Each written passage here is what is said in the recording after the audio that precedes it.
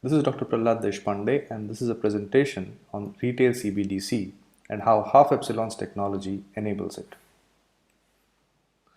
Let us look at the expectations that people have with regards to retail CBDC and investigate whether it is feasible for us to deliver on those expectations.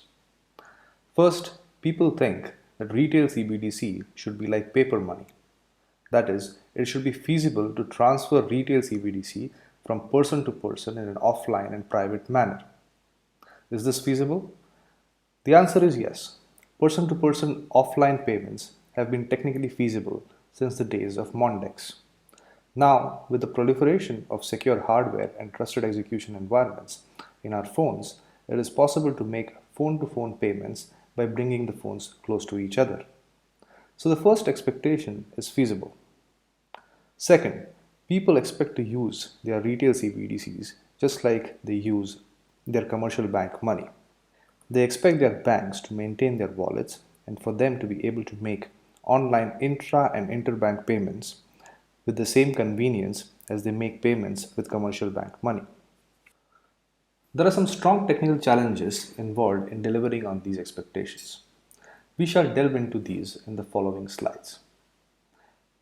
Third, people expect to use retail CBDCs just like they use global stablecoins issued on blockchains. That is, they expect to be able to make real-time global payments with them. Just like in the previous case, there are strong technical challenges involved in delivering on these expectations. In addition, there are political challenges. Half Epsilon has solved the technical challenges involved in enabling interbank retail CBDC payments. Today, M0 money in electronic form only exists as stored value in the central bank's database. In enabling retail CBDC, we are expecting a situation where M0 money will exist as stored value not only in the central bank's database but also in the databases managed by commercial banks. We also expect this stored value to change over time as interbank payments happen. How can we ensure that individual banks do not mismanage their databases? What if a bank inflates its retail CBDC balances? How can we make sure that banks perform debits and credits properly without mistakes as they support interbank payments? One solution approach is to use a shared replicated ledger across the banks. Updates to this ledger happen with consensus across various banks. This way, no bank will be able to inflate their account balances. Also, all value transfers will happen systematically. We have been experimenting with this approach since about 2016. While this approach addresses the integrity problem, it has some side effects. Banks are unable to understand why they should share their ledgers or why they need consensus to update their own ledgers. Also, there are confidentiality concerns. Why should a bank expose its transactions, transaction values, or even transaction volumes to other banks? This is a competitive environment. Various attempts are on display by various new and old companies.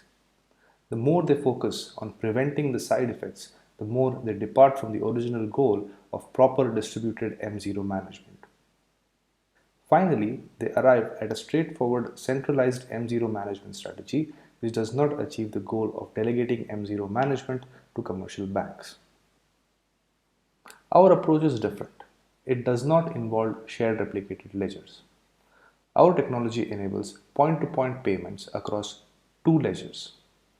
At one bank, a final and irrevocable debit is performed, resulting in the generation of a retail CBDC payment message. This is transferred to the other bank where a final and irrevocable credit is performed. Our product, which we call the one-time spend machine, is a high-integrity standalone custody solution which offers point-to-point retail CBDC transfers to support real-time payments with M0 money. Only the central bank can mint new M0 money and distribute it among commercial banks. Commercial banks cannot manipulate the account balances. They can only facilitate the transfer of this stored value to and from other banks. In order to support settlements across two ledgers, we need to jointly solve two technical challenges. First, we need to perform localized double spend prevention. That is, the bank should not be able to transfer the same value more than once. Second, we need to perform localized replay attack prevention. That is, the bank should not be able to process the same payment message more than once. Apart from what we have discussed thus far, a few other topics are important. For starters, if you're saying payments with M0 money can be point to point, then what about monitoring? What about membership control? Can we easily add and remove banks from this network? What about internationalization? Can we make the Sing dollar flow outside Singapore? Can foreign banks operate our system? How resilient to faults is our system? How scalable is it? And finally, does it support instruments other than retail CBDC? In the next few slides, we shall look at these topics. One way to facilitate monitoring is to leverage an interbank messaging service. We could simply leverage an existing service such as FAST. We don't need FAST to perform the netting function, and it does not have to interact with the MEPS Plus system for settlements. It can simply do the interbank messaging function. The messaging service could feed into a monitoring service. Alternately, each bank could upload an OTSM generated authenticated trace of transactions to the monitoring service on a nightly basis. Membership control is straightforward. We have to establish a few certificate authorities that can issue and revoke certificates.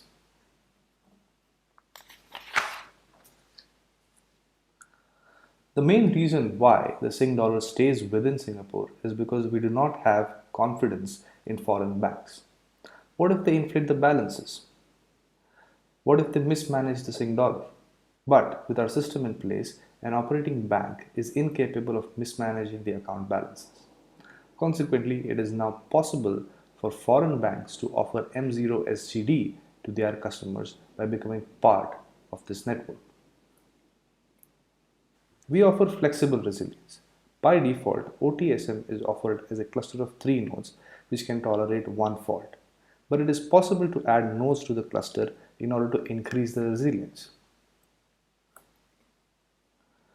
OTSM nodes operate in parallel. For more throughput, you can simply add more nodes.